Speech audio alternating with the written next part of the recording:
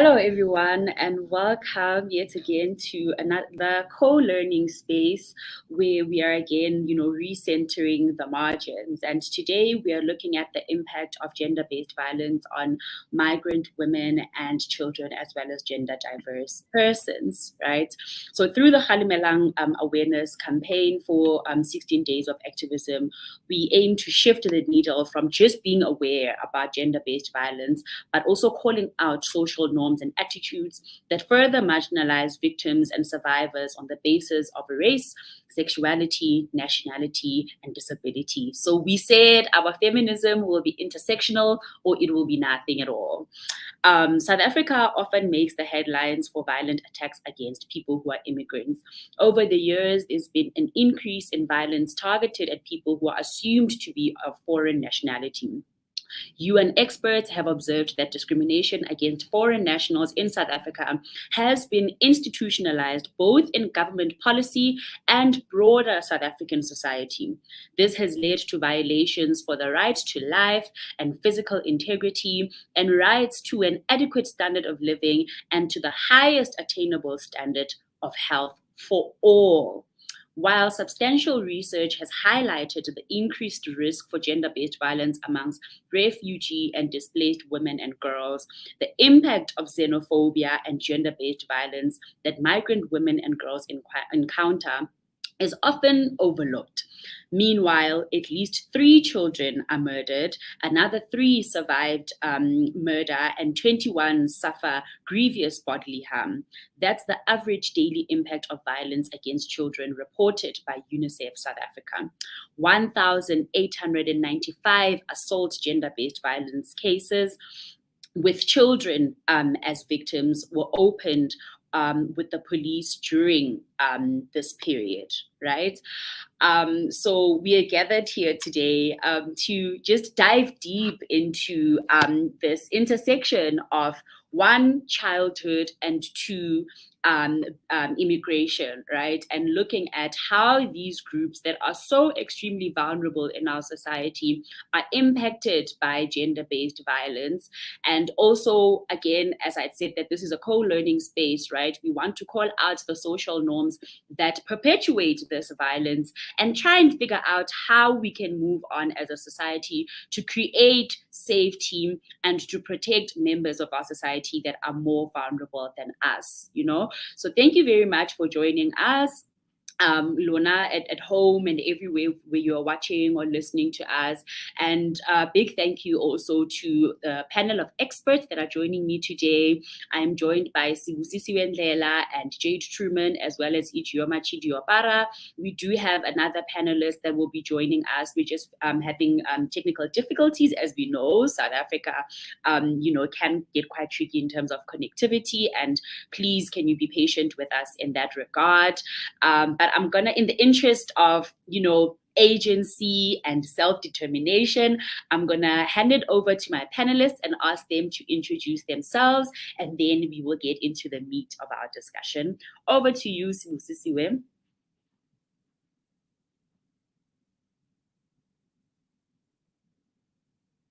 Sibusisiwe, can you hear me? Okay, can we move on to you, Jade? I'll just try and get...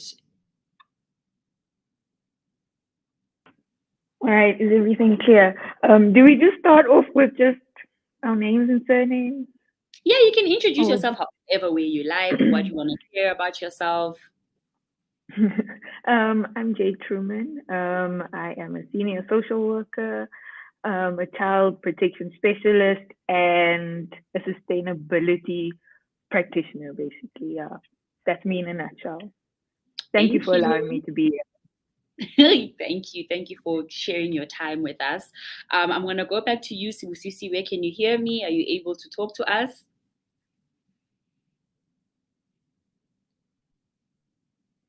No? Okay, Ijeoma, please take it away. Sure thing.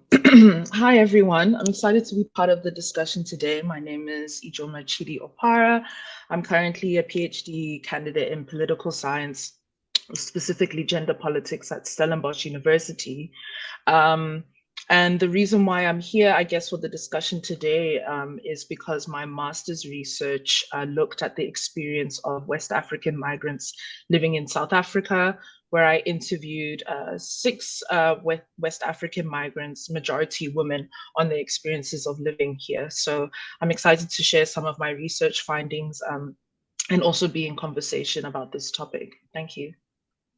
Thank you, Ijoma. I'm very excited to hear about your master's, and honestly, without wasting any time, could you please get into it and share with us what your findings were and what were key takeaways for you? Sure. I mean, so I think I should predicate it with the fact that when we're talking about such a large group of people, foreign women, there are so many intersecting factors that can create nuances in those experiences, right? And so the data collection that I had was predominantly in Cape Town and Stellenbosch. With 2 being from Johannesburg. And secondly, they were mainly young women that were between the ages of 19 and 26. So it was like around, sort of that young youth group population. And they were also at universities in South Africa.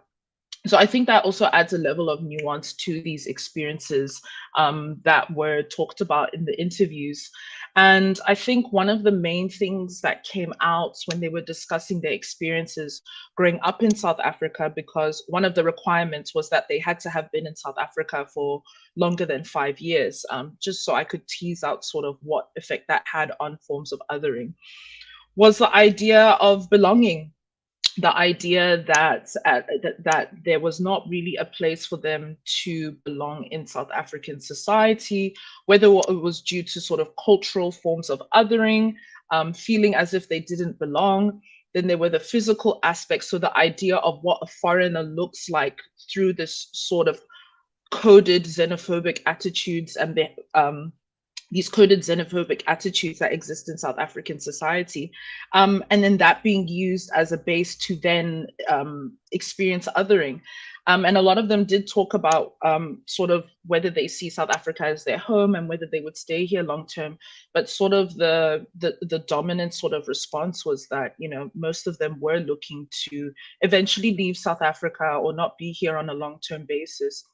And I think that also reflects on a legislative level, where the means to gain citizenship, or the means even to gain permanent residence or visas, has become such a complicated bureaucratic process that it actively discourages people from wanting to settle here or integrate into South African society. So I think in a nutshell, that sort of encapsulates, I'm sure, what many of the other panelists see in their own work, that, it is an uncomfortable and somewhat hostile environments at these different levels.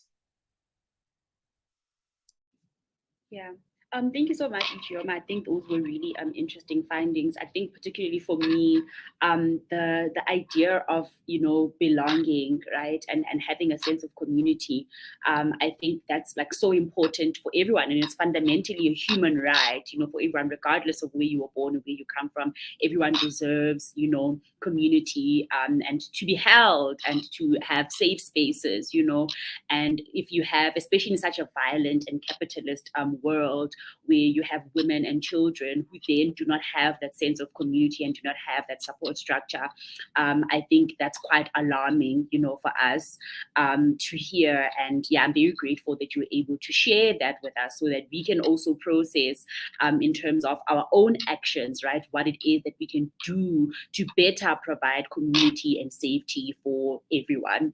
I'm going to try again with Sibusisiwe and see if she's able to introduce herself so that we can continue with the discussion. Hi. Hi, Kgalemelang, and hello to the rest of my panelists and everyone else who is watching online. My name is Sibusisiwe. I work as an attorney in the Health Rights Program at Section 27. One of my focus areas includes advocating for migrant persons to access healthcare services. So that's basically what I do at Section 27, and that's the type of work that I do that relates to migrant persons. Thank you so much. I'm honestly so honored by the presence of, our panelists today. And I really, really hope that everyone will be open to, learning and unlearning. We are giving you the real stuff, okay? Jade, I'm going to come back to you and ask you to please talk to us about what the scope of your work looks like, as a social worker and child protection expert. What exactly does that look like, and what does it entail?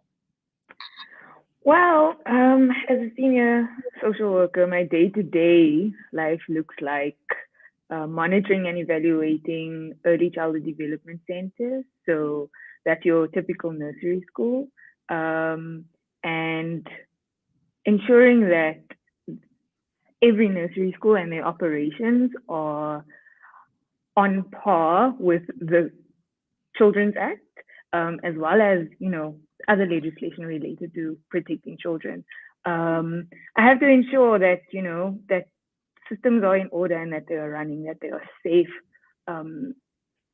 or that there's a safe enough environment to honor the growth and development of all children, irrespective of where they may come from. And yeah, so that's a typical day as a social worker, but as a child protection specialist, that goes more into the scope beyond the 0 to 6-year-old age grouping that goes up until the age of 18, for instance.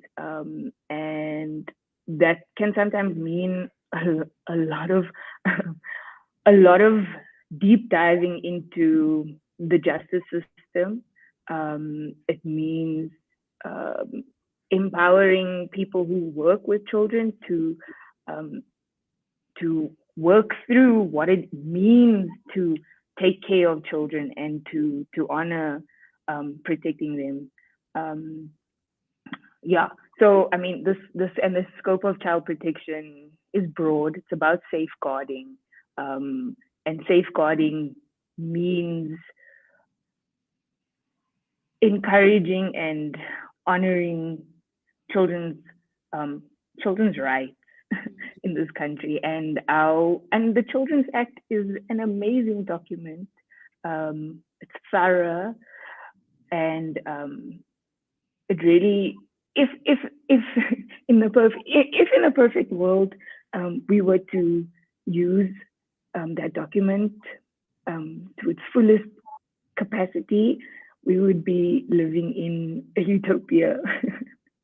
But yeah, that's my day-to-day in a nutshell of social work and child protection. Yeah, thank you. Thank you, Jade. I think that's like very interesting, work that you do.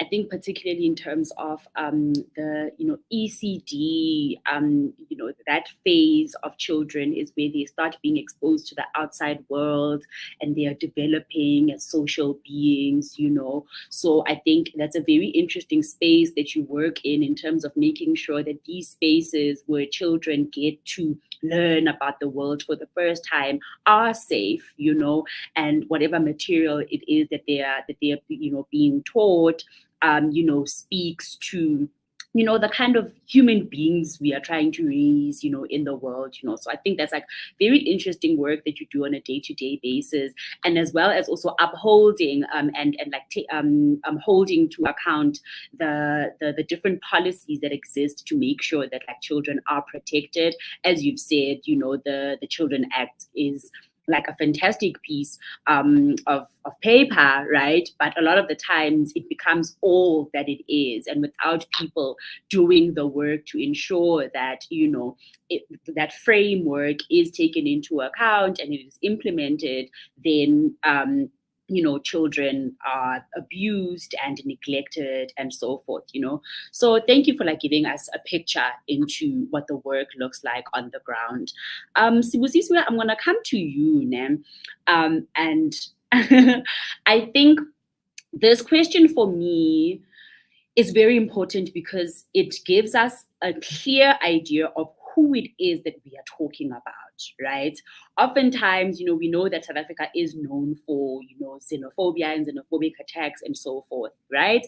But then intellectuals then reminded us that actually this is more to do with Afrophobia than it is xenophobia, right? And that speaks to the idea that depending on what you look like and what your race is and what your class is, then you will not experience quote unquote xenophobia as we know it, right? And that these attacks are mostly targeted at people who look a certain way, who sound a certain way, right?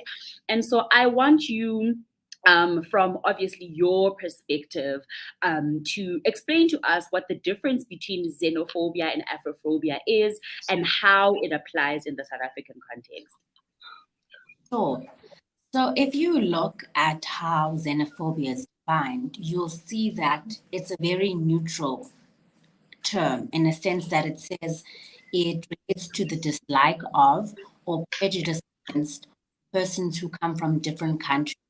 So they don't really situate it in a particular context. It simply is all persons who come from other countries. Whereas if you look typically at how Afrophobia is defined, it's essentially the same thing, but it specifically relates to people who come from the African continent. It relates to people who are of African descent. It relates to African ethnicity and African culture as well. So you can clearly see that how Afrophobia specifically is about race, it's about geographic location, and that is something that you don't really see as strongly in the more neutral form of the term, which is xenophobia.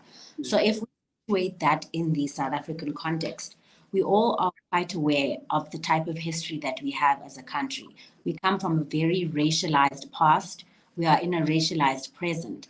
And what was important about the past that we had as a country is your race determined to a large extent the trajectory of your life.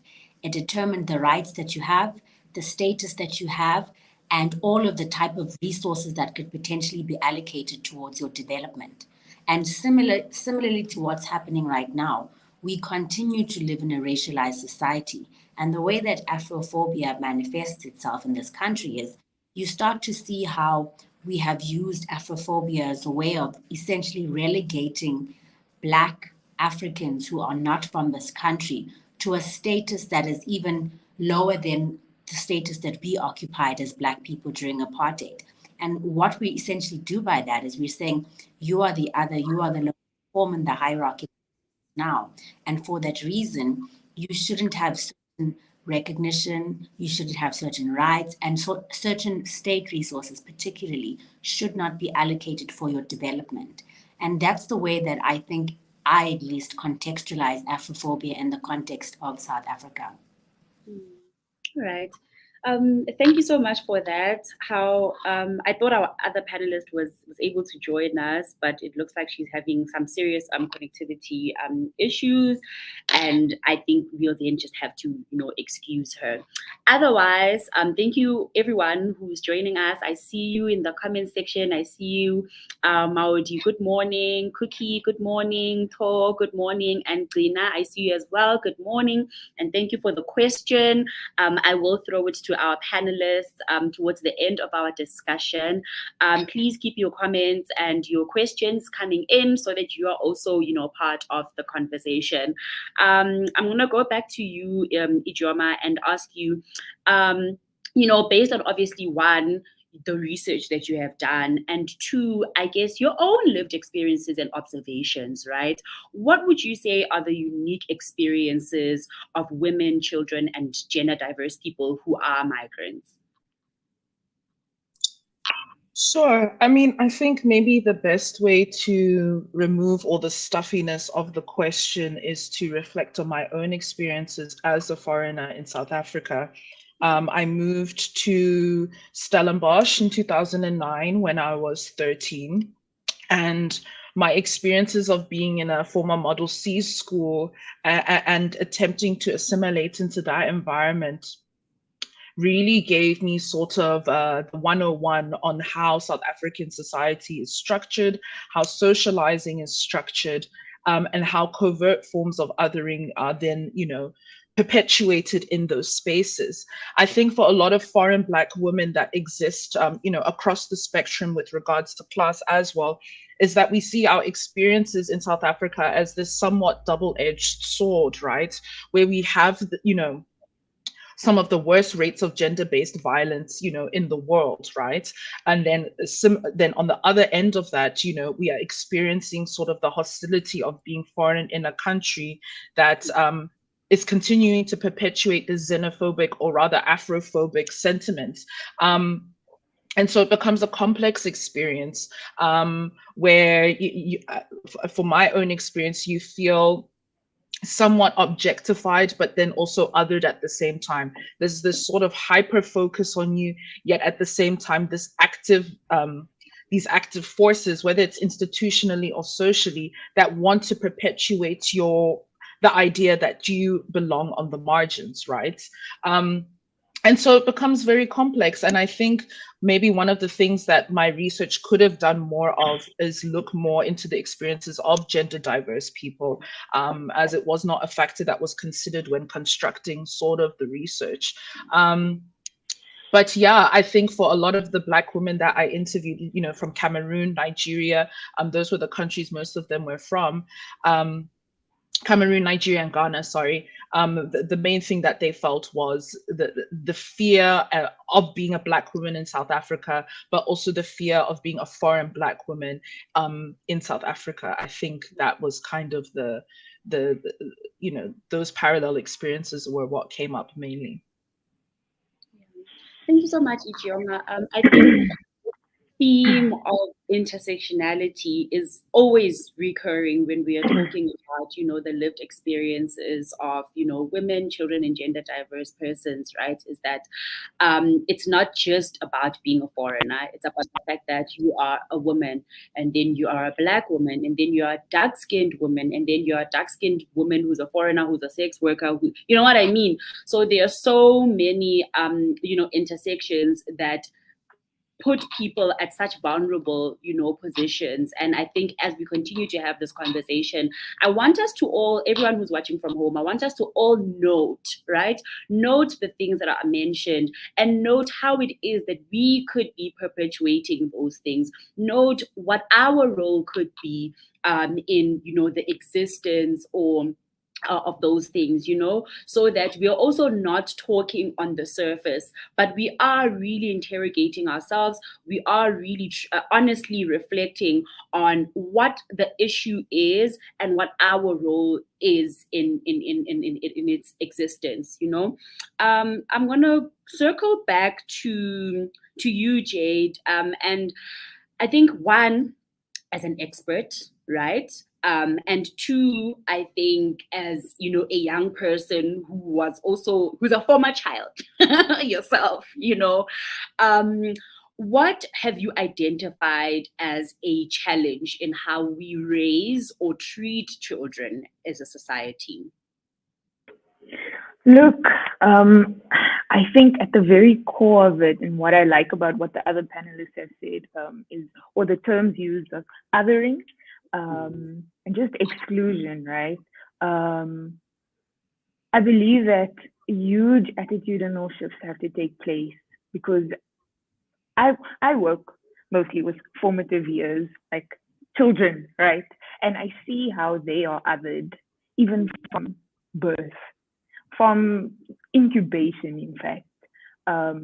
Children are treated as though they are incapable, or that they don't have the capacity to make decisions, or to even take in information at the very beginning of it all. So we as adults, or as a society, have this attitude that they are essentially incapable, which then longitudinally, there's this attitude that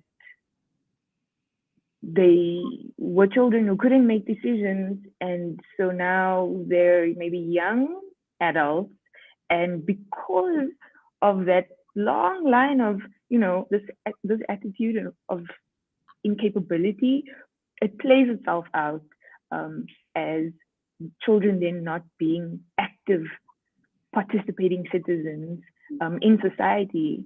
So there's a link between the attitudes that have existed during childhood and the effects that it has later on in life. And what this calls out to me is the concept of othering. We have othered children, and yet we expect children to then be active participants in society later on.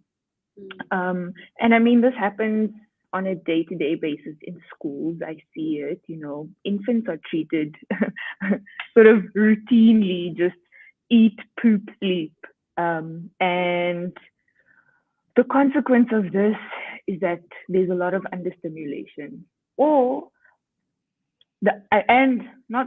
and understimulation creates a challenge where children aren't exposed to the level of development that they could potentially be exposed to. An example of this is that the first 1,000 days of your life, and that includes incubation, so pre-birth, up until about 2 years old, that those 1,000 days are the most important for the development of brain functioning, right? And attitudinally, as a society, we expect babies again just to eat, poop, sleep. And so we don't do a lot of development. We don't stimulate children a lot during that period of time. And yet it is the most significant time because the functioning of the brain develops to 80% of its capacity during that time. And so without creating the capacity for that full 80% of brain functioning, we are already at that point taking away the potential of a child. But this is deeply embedded in just a societal norm and attitude, and just our predisposition to othering. Yeah. I hope that I've answered that. Yes, and I think if you can actually hold on, what you're saying for me also speaks to this idea of self-determination for children, right? That there's a lot of conversation around, especially trans kids, who will be very open from the onset about, how they identify, like, mommy, I'm not a girl, I'm actually a boy, and all of that. And because we are a society that, one, doesn't listen to children, and as you said, we see children as incapable, right? Then we want to decide for them that, oh, no, you don't know what you're talking about, or you're too young to know, and all of those things, right? So I definitely, what you're saying speaks so much to a lot of things where children will speak up. When a child has been, we're just experiencing load shedding. When a child has been exposed, to violence, they are now unable to express themselves and say, Uncle so-and-so touched me in this manner, because every time or every other time when they do speak up, they are being dismissed, their feelings are overlooked, and so forth, right? So an overall attitude of othering children and dismissing them and not listening to them and not giving them the time of day and engaging them as humans, definitely does have detrimental effects in terms of a lot of other experiences that they do go through as children and, later on in life. I'm gonna circle back to, let's see, maybe let's go to you, Sibusisiwe, and I just want to get from your perspective, as of course like an expert of the law, what would you say are the misconceptions that people have about migrants, and what are the facts that we can use to counter that? Sure. So there are a lot of misconceptions around migrant persons, and I think even in the length of this webinar, I wouldn't even be able to go through all of them and dispel them. So if possible, I will share 2 resources for the people at home to go through. But in the meantime, I will set out 2 of the myths that I think are quite important to dispel. So the first myth that is quite commonly held is that South Africa is overrun or swamped with migrant persons, particularly migrant persons who are undocumented. And specifically, what they're trying to do is you often find politicians who will tweet specifically that there are 10 million undocumented migrants in South Africa right now, and you as a South African are not aware of that because of our immigration. But when you look at existing evidence, like the Stats South Africa report, which was released in 2021, you will actually see that on the facts, there are about 3.95 million immigrants in this country. And when I say immigrants, I mean all categories of migrants, and irrespective of what their status is in the country, so documented and undocumented. That is the official figure, and they make up about 6.5% of the population in this country. And we are looking at myths. It's important to look at a myth, to dispel it, and then to ask yourself, why exactly does this myth exist? What is it? What is its purpose? And if you look at about how many undocumented migrant persons exist in South Africa, you will start to see that the reason why it's being overrun is because it supports a particular political narrative that our immigration system is completely fraught with multiple issues that result in a lot of people coming into this country and a lot of people ending up using resources unlawfully. Whereas we can't say that the evidence reflects that. Now, I'm going to rely on another myth that exists in society, and that myth is essentially that migrant persons overburden our public health services. So, this is something that exists. And one of the reasons why it exists is because there's this idea that migrants are the cause for a lot of the failures that we see in our healthcare systems.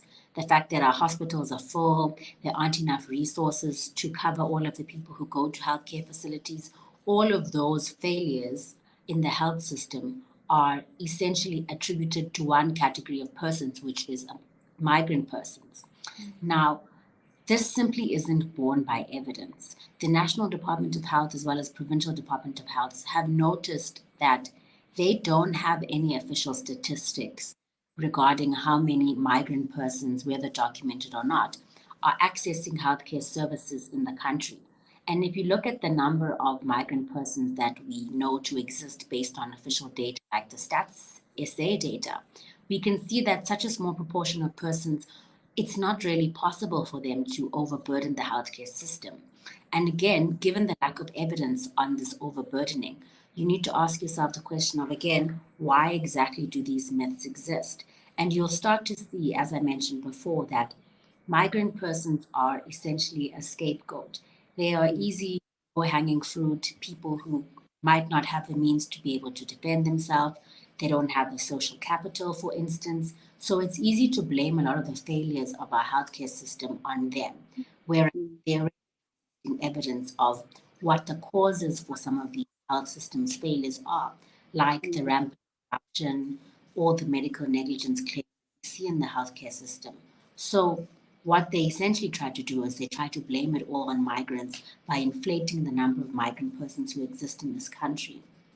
So yeah, I will definitely be sharing the two resources that I'm taking this data from, just to make sure that everyone at home can have access to it and they can read it at their own leisure. Yeah. Thank you so much, Sisisiwe. And I think you touch on a very important point of, people who are migrants being used as a scapegoat, right? And as an excuse, or taking the fall for a system that is already broken,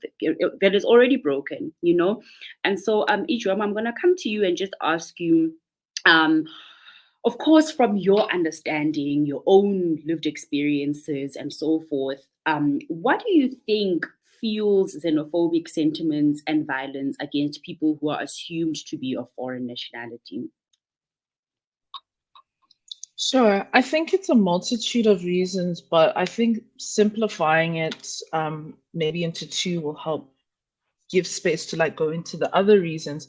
So the first, from the state level is that you can see that, through government and through different legislation that has actually carried over from pre-94 is that the idea of institutionalizing the idea of foreigners being alien has helped frame the discourse of South Africa's socio-economic development in a way that foreigners do impede on that, and there needs to be barriers of access to this idea of a promised land, right? Even though we are seeing with everything going on in the country that there's socioeconomic decline due to other reasons.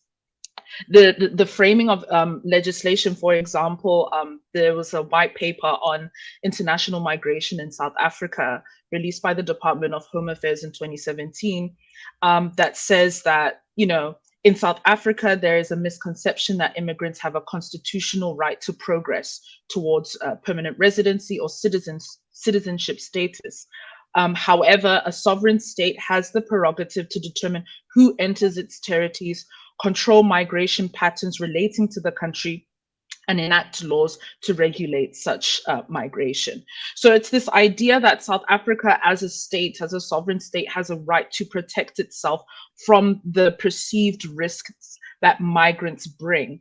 When in fact, if we look at it from an institutional perspective, international students also contribute to this idea of a brain drain, where the skills that they are learning in these institutions do not integrate into society because there is no incentive provided by government for them to get jobs and stay in the country. And then secondly, I think another thing, and it ties obviously to the first one in terms of government, when we're looking at this idea of othering, is that how we have conceptualized South African to be South African, right? The idea of citizenship is that even South Africans themselves are victims of this othering, depending on the ethnic group that you are from, depending on the province that you are from. These are all legacies of apartheid, sure, that we can find links and causalities from. But, the shame is at the end of the day is that these sort of silos, or how can I put it, these covert groupings that happen when it comes to integration into South African society is a lot more, you can't really see it with the naked eye. It's not something that many people can notice, but it's something a lot of foreigners do notice when they come here. So, one of the experiences, one of the interviews from one of the participants in my research, she, when people asked her, where you're from, oh, she's Nigerian, then the next question is knowing, okay, now that we know you're Nigerian, which tribe are you from? Because we know that Yorubas are more like this. We know that Igbos are more like this.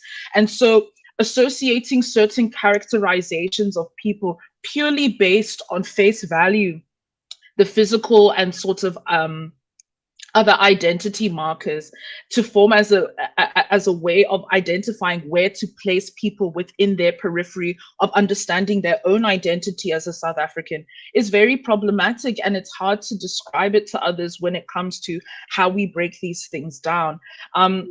So I think it's a combination of legislation and how government conceptualizes othering in terms of its citizenship, who is a citizen and who is alien, and then also on a societal level, who belongs and who does not, who is in and who is out. We know that there have been examples of xenophobic attacks whereby those that are South African but are perceived to be foreign are targeted because of being dark-skinned or because they are not speaking a certain language in a certain area.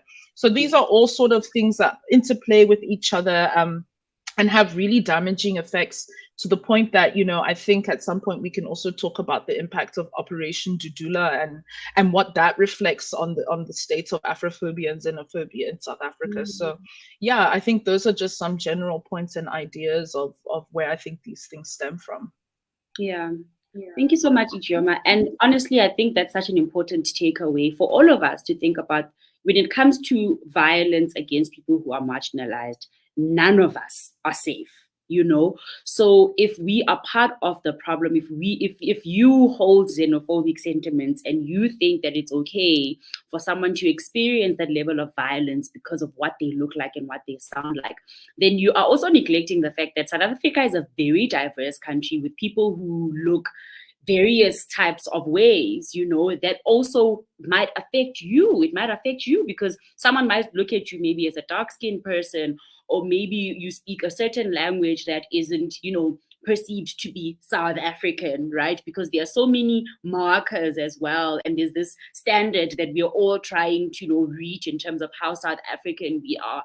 It's harmful to all of us, essentially, And so as we have this conversation, I think it's important to also reflect on that, to reflect on the fact that even people who are South African sometimes are assumed to be, of foreign nationality. So it shouldn't even matter. We shouldn't be looking at each other in terms of who is South African and who is not, So thank you very much for that, Ijeoma. Jade, you work, of course, in the system, and so you're exposed to, again, all of the policies, all of the, the systems of operation and so forth. How would you say that, the system perpetuates abuse against migrant families? Well, I feel like exclusion is the highest or the tallest order of abuse. Is the exclusion, especially when marked against legislation that should be protecting foreign nationals in this country, because our constitution does. Our South African constitution protects all, or is meant to protect all who inhabit it, right? And the onus is on us, as like you're saying, what are we doing? How can we create safer environments in our own capacities? And how are we not further perpetuating the cycle, of abuse and misuse of power? Because it comes down to that, where we have all of these legal aids to assist us, but we don't honor them in our day-to-day practice. There's a national development plan that has all of these goals set out for the protection of children and young adults, everyone, right? We have the Constitution, we have the national child care and protection policy. There's so many policies that are meant to help regulate how systems work. And when it comes down to state officials and them actually executing their functions at that level, it's not happening. If I make an example of the education system, for instance, we have informal schooling, right, which can happen from the ages of 0 to 6 years, and it's because there are community systems in place that aid facilitating childcare, for instance, right? Like, we have to look after children during the day. But as soon as a child who may be of foreign nationality, who may not have had access to getting the formal documentation or identification documentation, they are then excluded from the system entirely and have to go to bridging classes at after-school programs, programs that aren't necessarily recognized. And these programs are run by NGOs where they may not always have the funding to cater to, these children who need bridging classes. And, just looking at the impact of how a child may have access informal schooling until the age of 6, and then thereafter they have nothing else to look forward to. They then fall into the cycle of having to, expose themselves to work early on in life. They have to participate in labor, child labor, and there's just a constant build of exposure to to things that, children and then young adults Mm. and further on shouldn't have had to be, exposed to, if what we have on paper is actually followed. Like this, none of this should happen. And so, it really just is, we have to hold the state accountable. We really have to, in whatever capacity we have, whether it's speaking up, whether you work for the state or not, you have to say things. I believe that, it takes one step at a time. And that's really all, because in the grander scheme of things, it really is difficult to take an entire system down. It's difficult to change attitudes, but one step at a time really, I believe, will make a difference in the long term. Yeah. Thank you so much, Jaden. I think you touched on such an important point on how do I put it? And I guess it would be like consistency, right? In terms of, if the National Development Plan says all children, right? And the Constitution also says all children have the right to access education. But then if I take my nephew, who is from Lesotho and doesn't have, maybe an abridged certificate or birth certificate or whatever, and I try to get schooling for them, then they get rejected and now he can't, get an education. Then there's an inconsistency there, right? And there's certain systems of accountability that need to be put in place to make sure that these promises, that were made, like, of which they're valid. All children should have access to an education, right? So then who are the gatekeepers, right?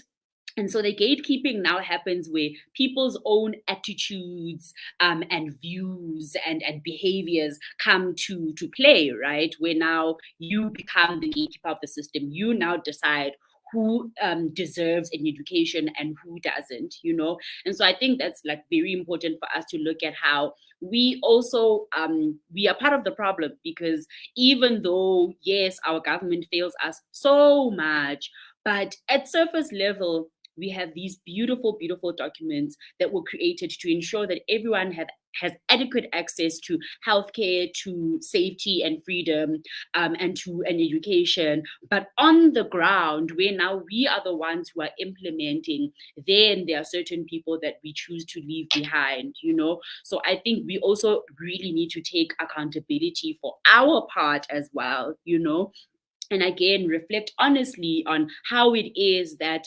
we're failing the very policies that exist to protect all of us.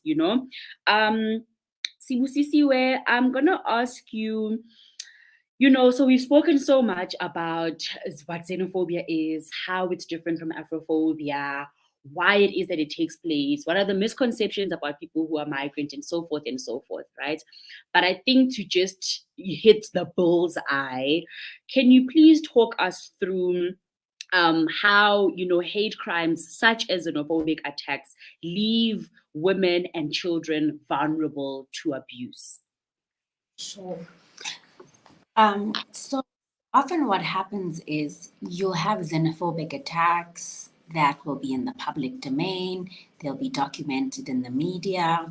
They'll probably involve a mob, for instance, that will come after a migrant person in the dead of night, or it'll involve more organized type of xenophobia, like anti-migrant organizations who will arrange a protest outside a healthcare facility, and they will start migrant persons access to healthcare services. So you have that very public form of a xenophobic attack that we often see in our media.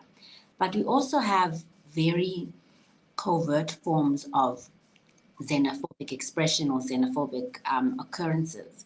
And those are the ones that occur in a private setting. And because of the inherent vulnerability that women and children tend to have, they often become victims of or survivors of that type of private xenophobic attacks and abuses, which often happen in the shadows of society. It's in the home, it's in the school, it's in the healthcare facility that you might be attending. And the difficulty is Whenever you have xenophobic attacks that occur, it almost increases the amount of negative discourse around migrant persons more generally. And what you find is even an ordinary citizen who might not go out in the dark of night to attack a migrant person will find themselves almost legitimated or justified in having xenophobic sentiments. And that person would often exercise the little power that they might have in a healthcare facility as a doctor or as a teacher school or as a nurse or whatever power they have. And what they will do is they will then perpetuate xenophobic abuse against persons. And as you said earlier, because women and children tend to be the most vulnerable, well, they tend to be more vulnerable than other categories of persons. They are often the persons who become victims. And when they're victims, they can be subjected to practices like medical xenophobia, where they are denied services at a healthcare facility, where they are refused care simply because they're migrant persons. And because of their vulnerability as women and children, they can be subjected to that lesser known form of violence, even though it's not documented. But on the one hand, you'll find these xenophobic attacks that happen in the public discourse will be seen. There might be justice for those people. But in the context of women and children, you often find that even in the shadow of those xenophobic attacks that occur, they are also suffering private-based abuses that don't often find justice. So that's the type of connection that I thought I'd draw between the public and the private divide, and how often women and children tend to suffer a lot more in the private setting where they don't really have all that much control. Yeah. All right. Thank you so much, Sisiwe, and thank you to all of our speakers. I'm gonna now go to our audience and see, how they're feeling, what everyone is saying. Pamelo, thank you for joining us. Good morning. Intando Community Project says this session is indeed informative. Thank you. Nelly Siwe is also joining us. Good morning. Logishi is here. Releboni, Young People's Organization says, as a young people's organization, this will help us a lot. That was powerful, Jade. Thank you. And then I think there's a question here from Maudi. She says, LGBTQI plus refugees who flee to South Africa seeking protection often face further discrimination, Afrophobia, and homophobia when applying for asylum or seeking other refugee services. Where can they turn to for support if they cannot get any assistance from the DHA and for general social services? Sibusisiwe, I don't know if you want to take this one. Sure, I can try take that one. So as we don't work on issues regarding documentation status. We do, however, work with migrant persons that include refugees and asylum seekers when they approach healthcare facilities. But there is an organization that does work on documentation status and how to go about getting it for the different claims for asylum, and that is Lawyers for Human Rights. That's an organization you can approach to try to get legal assistance specifically. But in addition to that, I think it's also important to try to approach organizations like NGOs that work in South Africa that specifically work on LGBTIAQ plus rights. And one of the organizations that I know is Iranti. It's based in Johannesburg. That's an organization specifically on LGBTIAQ plus rights. You also have other organizations that may provide social assistance, but you would have to meet the specific criteria that is applied by that organization. And one of those organizations is Future Families. It's based in Pretoria, and there's an office also here in Joburg. So I would recommend that if you require that type of legal or social assistance, you approach one of the organizations that I've referred to. And of course, if it's also psychological, it would be important to reach out to SADAG, which is the South African Depression and Anxiety Group. You can find their contact details online as well, and they can provide mental health. All right.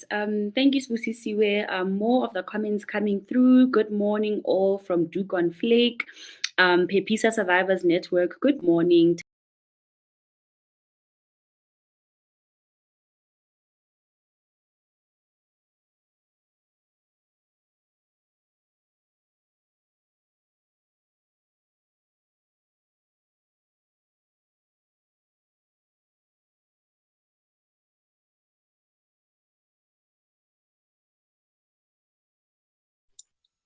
Ooh, apologies about that. I got disconnected. I'm not sure how that happened. Yes, but we will keep moving. There was a question here that I saw from Gina, who says, I would like to know, since immigrants are also facing challenges in accessing services in some other facilities or departments, for example, an immigrant facing GBV but still been chased away and denied access from the South African Police Service because they are not a South African citizen. How do we make sure that we are all treated the same? I don't know who would like to take this. See, Busiswe, it also sounds like a question for you. As the lawyer, this one sounds like it's for you again. Sheesh. So that is actually something that's quite prevalent. Migrant persons also tend to be afraid to approach the police because they have issues regarding their documentation status. And you might find that they report a crime and then the police say, well, you're an undocumented person, so technically we should be arresting you too. So there is a lot of fear when it comes to migrant persons approaching the police. And as you had said, there are also some xenophobic sentiments that they have. So when it comes to individual police conduct, what you can do is you can report breaches in the conduct of police to this independent policing inspectorate, which is called IPID. So the individual xenophobic occurrence can be reported to them. But I think in the context like that, depending on the type of healthcare service, the type of care you might require from the police, for instance, if you're reporting a rape, it might be a better to go to a Tutuzela care center where you'd be able to get the immediate assistance that you need. And from my understanding as well, because of the GBVF summit and some of the changes that have been made, you can also go about initiating a criminal case through the Tutuzela Care Center where you can get assistance from a person who'd be able to direct you through that process. But in terms of accountability, it would be through the IPID. But in terms of getting immediate assistance, I would suggest you go to a Tutuzela Care Center. All right. Thank you so much. With just some quick, some comments wrapping up. Upasna says, "Can you only imagine the dual discrimination faced when this is a person with a disability?" Absolutely. We had the first episode of our webinar series was looking at disability inclusion. When it comes to GBVF. So absolutely, we can only imagine the layered marginalization and discrimination faced by persons who are immigrants and also have disabilities. Nelly Siwe says, this is so important, us having these platforms to share our experiences, views regarding such discrimination among children, because our governments say we have rights to this and that but deliveries and accountability is another story, So absolutely, that is correct. It's always important for us, to have these conversations where we remind each other of our rights, but also of our responsibilities as a society. Thank you very much to everyone for their questions and comments and for joining us. As we wrap up, I'm going to ask my speakers for just some closing remarks. What are the takeaways that you have for us, Ijeoma? Sure. Well, I think, with everyone's comments in the live chats and then also with the panelists today is that we are trying to answer very big questions that have been going on for quite some time. So having these types of conversations and being aware of it and also sharing resources with each other is so important.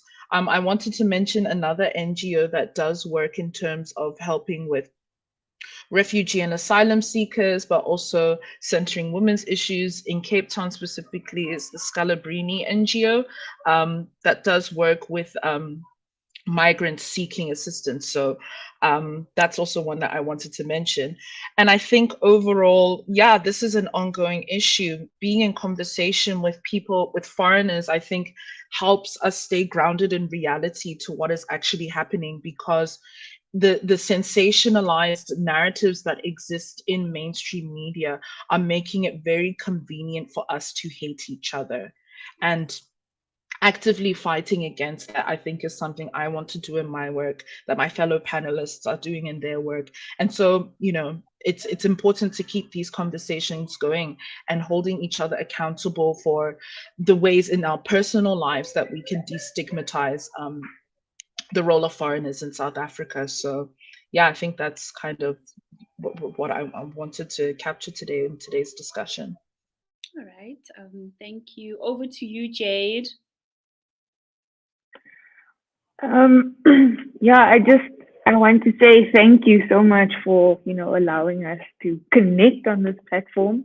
I think the intersection of the work that we do, it highlighted to me that we're all kind of doing our little thing in our corner, our own corner, but the work that we do overlaps in so many ways, and I would love to see this continue. Because sometimes we get so overwhelmed by the space that we're in that we forget sometimes that there are also other people who are trying to do their part. And that's my big takeaway, that we're all doing something, or we all can do something, but we need to let each other know. And we need to make ourselves aware of the intentions that we have, and continue striving, for a healthier, safer environment for all. Thank you. Viva! Sisiwe, over to you. So, given that I'm the only legal person here, I think I must just speak about what the constitutional framework envisages. We need to imagine ourselves living in the utopia that the Constitution envisaged. And what that essentially would require is that a lot of us who might be vulnerable, who might be marginalized, who know that they are not getting access to the rights set out in the Constitution, whether it's access to a name, getting their birth records from the Department of Home Affairs, whether it's access to education, in a sense that an undocumented child might not be admitted to a school, or whether it's even access to health, which is also guaranteed in the Constitution. I think as vulnerable as we are as categories of persons, it's important for us to make our situation known, to make it known in a safe environment, so that we can work with you in our different capacities as social workers, as academia, and as NGOs, to try to get to a point where we can move things along so that we can be closer to this utopia that's envisaged by the Constitution. And one of the ways that this can be done is by court action, which takes a lot of effort, but it's something that is nationally enforceable. It's something that can be used to guarantee the rights for a lot of other people who are in similar situations to you. So I think I would just like to use this as a call for action for anyone who is a migrant person who is interested in trying to guarantee the rights that are set out for them in the Constitution, for them to work with us so that voices can be heard and so that an impact can be made to actually get to that utopia that we all envisage. Thank you so much, Sisiwe, and thank you to all of my panelists for joining me and sharing all of your insights with us. I am truly inspired and moved, and I got to learn so much from the three of you. So I'm very grateful for that. And I'm grateful to everyone who joined us, because this space was created for you and for your benefit. So thank you so much for always honoring, our invitation for you to join us in these co-learning spaces where we get to talk about how we can, create a safer and more free society for all. And there's this comment that I'm seeing here from Karabo, who's saying, what happened to the spirit of Ubuntu? And I think, Karabo, you heard me telepathically, because that's what I wanted to say in conclusion, Hore. Can we please remember that? Remember to hold ourselves accountable to the idea of I am because you are. Motho ke motho ka batho, you know? And when you look at a person, you're not looking at what they look like, where they come from, what they do, who they are, and what their place in society is. But you look at the person that you are in them and that they are in you, you know? And I think that's really important, especially when it comes to one, how we raise and treat children, and two, how we treat people who we regard as foreigners, right? Is the fact that regardless of where you are from, regardless of how old you are, I am because you are because I am, you know? So thank you very much to everyone who has joined us. I hope again that this conversation landed on open minds, and that you will share it with your broader communities, and we will continue working together go kgalemela tlhekefetso in our societies. Thank you and goodbye.